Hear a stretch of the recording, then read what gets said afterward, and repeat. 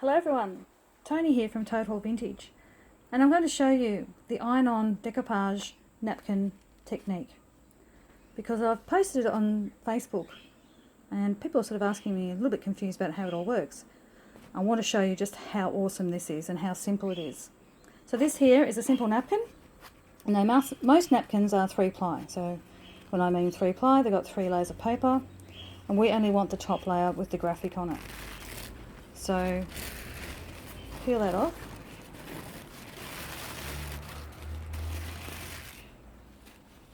And there we have it.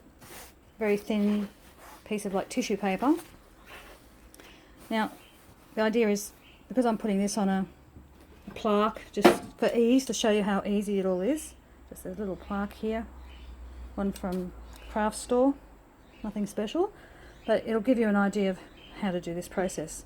Now the plaque has been coated with gesso, or you can use chalk paint or anything, and then it's been coated with one coat of this gel medium. Okay, so that's pretty simple. Let it dry. Go and do something else while it's drying, and then come back. In the meantime, you can iron these little curves out of your napkin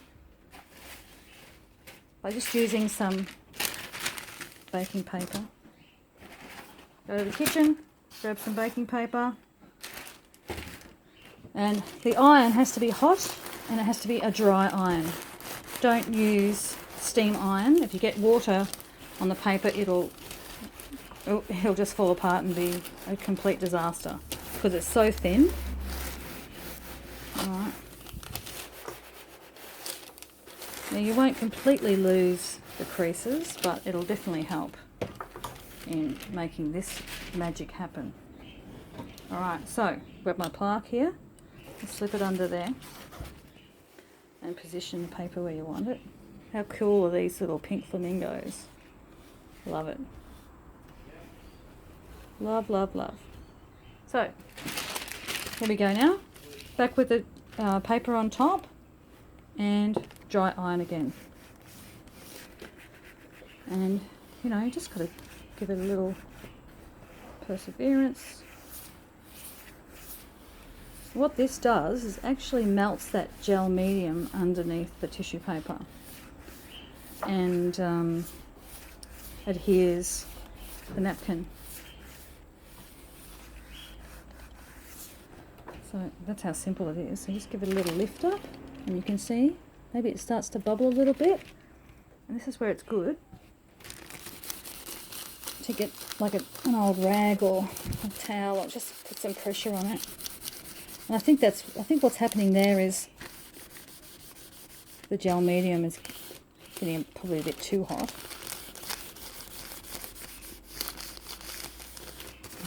Starting to fight with it a little bit. Yeah, maybe I did have it on there for too hot, but you know, you get to learn what your iron is going to be doing and how hot your iron is and everything. So you can see there. So it's not quite stuck on the corner, so I'm going to have to go back. This one is here. Looks like it's here, but that little corner isn't.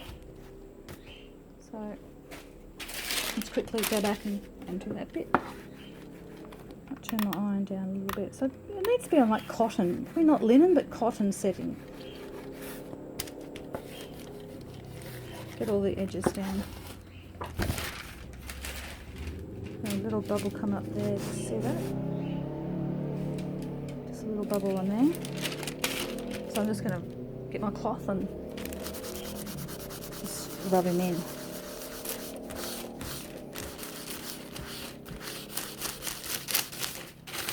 Right. Okay, so using some like fine grade sandpaper, and to just get rid of the excess, we just go around.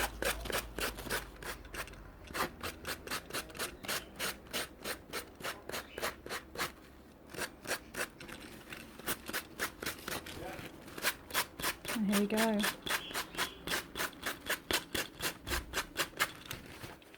this is still warm, so you don't actually, as you can see, this is in real time.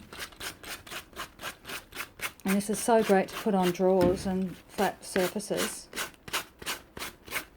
And if you do have a little bit of bubbling, you know, it all kind of adds to the character a little bit when you're doing up vintage pieces. Right, let's get rid of that. So you can go across there and just get all those little baggy bits off.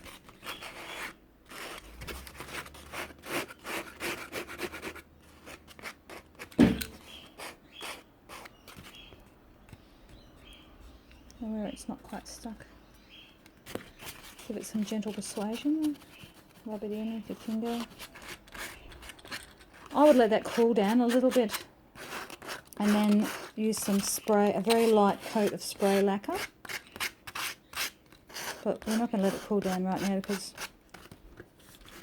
I want to show you how it all works. So for the purposes of this video, I'm just going to put this down here and do a quick spray. Now this is like a craft matte spray. Keep it away from the iron so it doesn't spray. Right, and that kind of goes like, that's like hairspray almost. Really good, excuse my dog, really good for sealing photo frames and things like that. It gives touch dry in a couple of seconds. So after it's touch dry, you can feel it's just a bit tacky. Put your paper back on and get your cloth and rub it down. And do that a few times, each time adding a little bit more spray, and then you're going to have a perfect seal. If you use anything else other than that spray or a type of lacquer spray, you'll get bubbling, and it can get really quite ugly. Look, I'm really happy with that. The little pink flamingos hanging out in someone's room or wherever. But yeah, just wanted to share that with you. So thanks for watching. And look, like our page, because I'm going to be wanting to do workshops and bringing lots of people and sharing our ideas. So thanks for watching. Bye.